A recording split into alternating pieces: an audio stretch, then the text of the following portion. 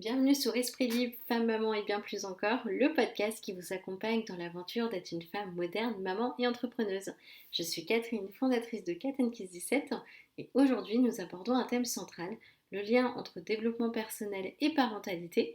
Vous êtes sûrement déjà demandé comment être un meilleur parent, comment allier épanouissement personnel et vie familiale. Eh bien, le développement personnel joue un rôle clé dans ces questions. Être parent est une aventure extraordinaire, mais elle peut aussi être déroutante. Ce rôle nous pousse à nous dépasser, à remettre en question nos habitudes, nos réactions, nos croyances. Alors comment grandir en tant qu'individu pour mieux accompagner nos enfants? Comment transformer les défis de la parentalité en opportunités de croissance personnelle? Dans cet épisode, je vous propose d'explorer ces questions ensemble. Donc installez-vous confortablement, préparez une boisson chaude et plongeons dans ce voyage introspectif. Bonjour à tous, j'avais envie de commencer ce podcast pour vous remercier pour les écoutes qui augmentent chaque jour, pour ces partages, pour ces retours de podcast également. Donc merci à vous, c'est grâce à vous que ce podcast existe et merci de réaliser mon rêve de créer des podcasts. Maintenant on va commencer par ce podcast sur la parentalité comme un miroir de soi. Alors dès qu'on devient parent, quelque chose de profond change en nous. Je ne sais pas pour vous, mais moi du jour en fait où j'ai tenu ma fille dans les bras, je me suis dit waouh, ça y est, je suis maman. Nos enfants deviennent de véritables miroirs. Ça reflète nos forces, mais aussi nos failles. Donc en parentalité, on va avoir plusieurs choses. On va avoir déjà les défis émotionnels de la parentalité. Je vous invite à imaginer une situation, par exemple votre enfant refuse de s'habiller ou fait une crise en plein supermarché. Ça nous est tous arrivé. Quelle est votre première réaction? Souvent, ces moments, ça déclenche en nous des émotions qui sont intenses. Ça peut être frustration, colère ou même impuissance. Et ces émotions, bien qu'elles soient naturelles, sont souvent liées à nos propres blessures non résolues ou à des schémas appris dans notre enfance. Donc le développement personnel, ça va nous aider à identifier ces déclencheurs pour mieux les gérer ensuite. La parentalité, il faut le voir comme un moteur de transformation personnelle. Parce que oui, nos enfants nous poussent à devenir plus patients, plus attentifs et parfois même à réévaluer nos priorités. Personnellement, j'ai dû réévaluer mes priorités. C'est-à-dire que du jour où j'ai eu ma fille, je me suis dit, bon bah maintenant Catherine, il est temps de penser à quelqu'un d'autre autre que toi. C'est quelque chose au début j'avais assez de mal où je me suis dit, bon d'accord, donc faut que je change mon organisation, faut que je fasse, voilà. Ça a été tout un changement pour moi, mais pour le coup je l'ai vu aussi comme une opportunité de croissance personnelle, où je me suis dit, bon bah voilà, maintenant je dois élever un enfant, je dois lui indiquer plusieurs directions et l'aider à choisir la bonne, ce qui est bon pour elle. Et donc, pour moi, ça a été voilà, l'opportunité de grandir aussi en même temps que ma fille et puis de revoir un peu qui je suis. Par exemple, si vous êtes quelqu'un qui a du mal à lâcher prise, un enfant spontané et imprévisible, pour le coup, ça peut devenir aussi votre meilleur professeur. Le travail intérieur, c'est un cadeau pour vous, mais aussi pour votre famille. Prendre soin de soi émotionnellement et mentalement, c'est aussi prendre soin de sa famille. En apprenant à réguler vos émotions, vous montrez à vos enfants comment faire de même. Et ça, c'est important, c'est quelque chose, j'en avais déjà parlé dans des podcasts, mais il ne faut pas oublier qu'à l'école, on nous apprend à lire, compter, écrire, mais on ne nous apprend pas à réguler nos émotions. Donc c'est à nous, en tant que parents, de leur apprendre tout ça. Et je le dis souvent, quand on est parent, c'est pas simplement faire à manger, faire la lessive, faire le ménage, bien que ce soit important de vivre dans quelque chose et dans un foyer propre et tout ça. Mais quand on est parent, c'est aussi notre rôle d'ouvrir le chemin des possibles pour nos enfants et de leur montrer comment en fait on peut les mettre en place. Maintenant qu'on a vu comment la parentalité peut révéler des parties de nous-mêmes à explorer, on va parler des outils qui sont assez concrets et qui peuvent enrichir notre vie familiale. Alors je vous donne quelques outils, mais si vous me suivez sur Instagram, très souvent je vais partager en story des personnes qui m'inspirent et qui sont formées aussi au développement personnel Et n'oubliez pas que ça peut être quelque chose, vous avez un tas de... Voilà, il y a un tas aujourd'hui de personnes formées, donc on peut trouver quelque chose qui nous correspond. Là, ce que je vous donne, c'est des outils que moi j'utilise, mais vous avez la possibilité aussi d'en voir d'autres et qui vous convient à vous.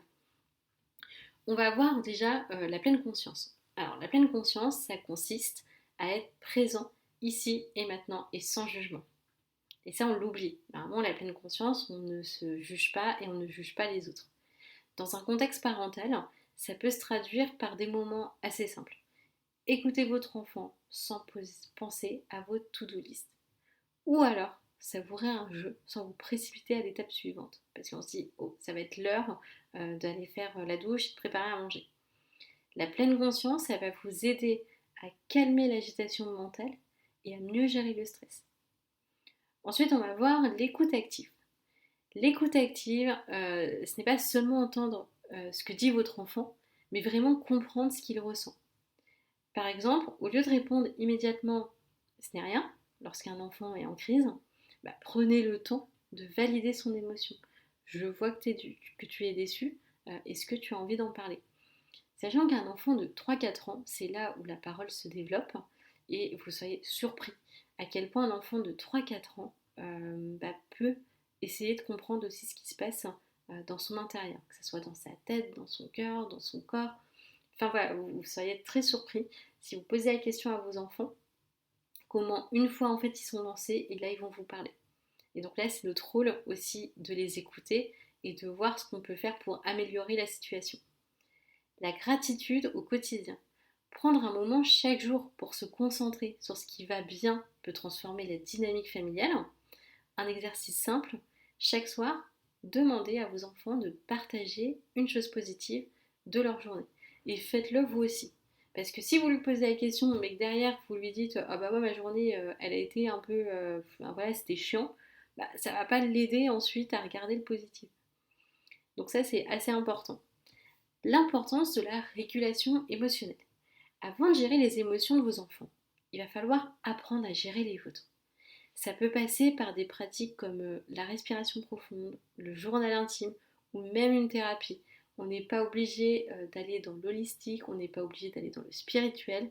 On peut très bien aussi aller voir un psy qui va nous aider à comprendre aussi notre mécanisme.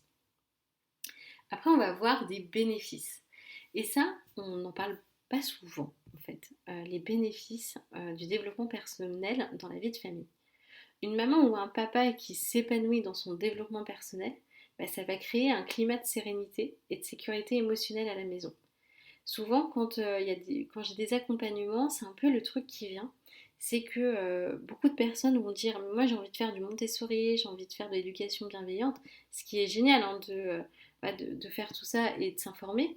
En revanche, on va oublier ce côté développement personnel.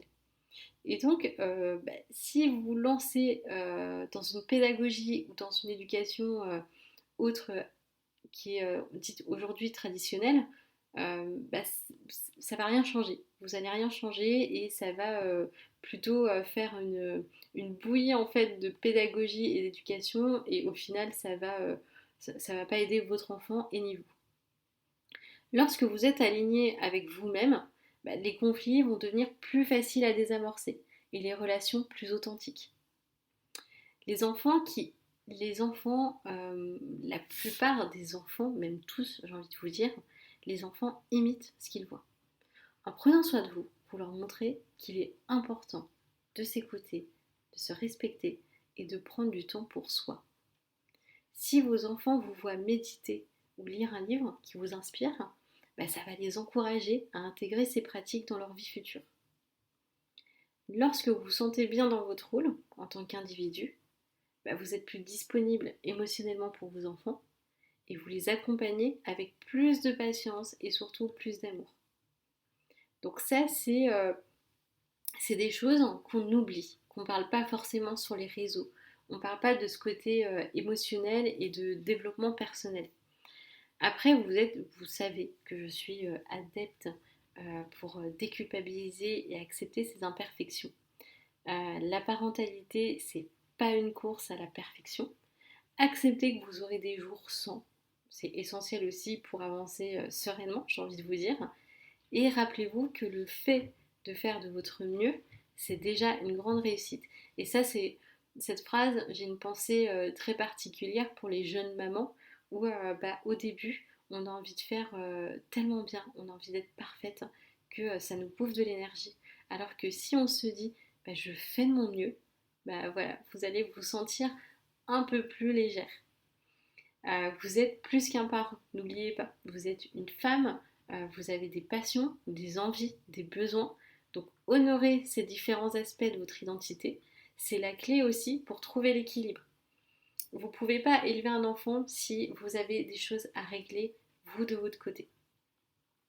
Pour conclure ce podcast, j'ai envie de vous dire que le développement personnel, c'est pas un luxe dans la parentalité. Pour moi, je pense que c'est une nécessité. Travailler sur soi, ça permet d'être un parent plus épanoui, plus aligné et donc plus disponible pour ses enfants. Donc n'oubliez pas, c'est le plus important.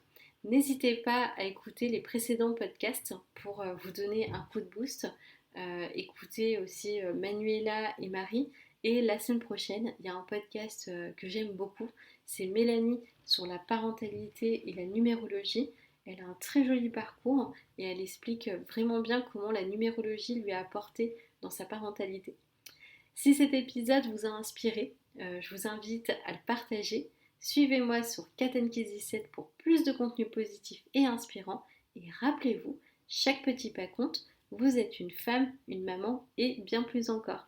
Prenez soin de vous et à très bientôt pour le prochain épisode d'Esprit Libre.